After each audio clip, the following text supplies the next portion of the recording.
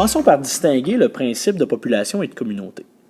Dans le dessin que j'ai ici, j'ai 1, 2, 3 populations qui sont regroupées autour de une communauté. Donc le principe de la communauté, c'est vraiment d'avoir plusieurs individus regroupés sur un même territoire. L'aspect de territoire est important. Quand on a une communauté, ce qu'on va regarder, c'est la biodiversité. Dans biodiversité, vous avez diversité et vous avez bio. Bio fait référence au vivant et diversité, bien, vous êtes capable de comprendre le principe.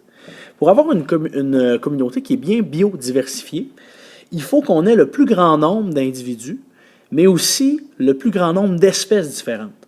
Alors, en ayant 3 espèces différentes, je suis quand même bien biodiversifié parce que j'ai quand même une bonne quantité d'individus de chaque sorte. J'ai 4 conifères, j'ai 5 renards et j'ai 4 feuillus.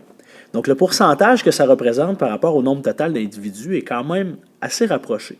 Alors, on va considérer que cette communauté-là, elle est bien biodiversifiée. Pourquoi c'est important d'avoir plusieurs individus de chaque espèce? Bien, si jamais il y a, par exemple, quelque chose de majeur qui touche les conifères, puis que les conifères disparaissent, on a quand même, comme on dirait en bon français, un bon backup de biodiversité parce que les renards sont quand même en assez grande quantité et les feuillus aussi. Alors, l'important, c'est justement d'éviter que les espèces disparaissent totalement. L'autre précision que je voulais vous apporter, c'est au niveau des successions écologiques. Vous avez ça dans votre manuel. Il y a 2 types de succession écologique. Commençons par la secondaire. Ça a l'air un peu bizarre, là, mais on commence par la secondaire. La succession écologique secondaire, le principe, c'est qu'on remplace les espèces vivantes, mais pas le sol. Alors, le sol reste intact.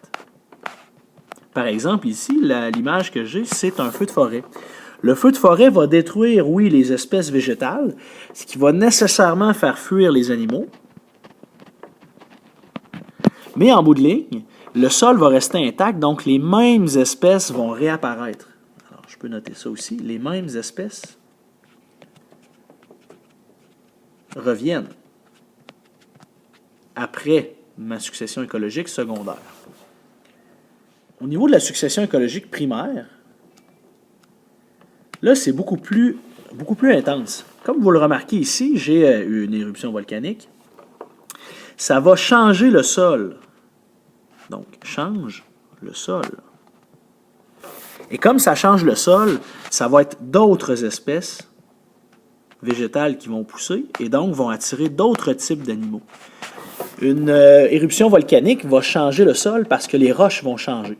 On va passer, par exemple, d'un sol sédimentaire à un sol qu'on appelle métamorphique. Et nécessairement, on va avoir de nouveaux types de roches, un nouveau sol, et donc des espèces végétales qui vont être différentes, qui vont pousser là. Alors, on parle d'une succession écologique primaire.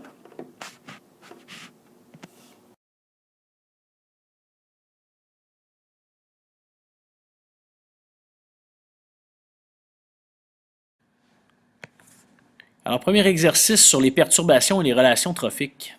Qu'est-ce qui est représenté ici par les images qu'on voit à l'écran? Quel type de relation?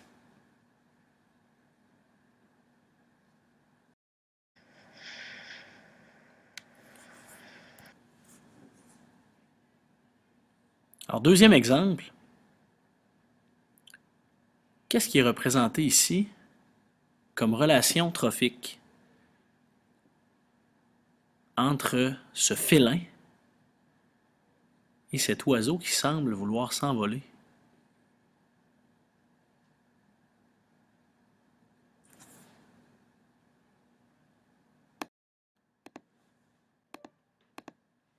Troisième exemple, un peu plus difficile.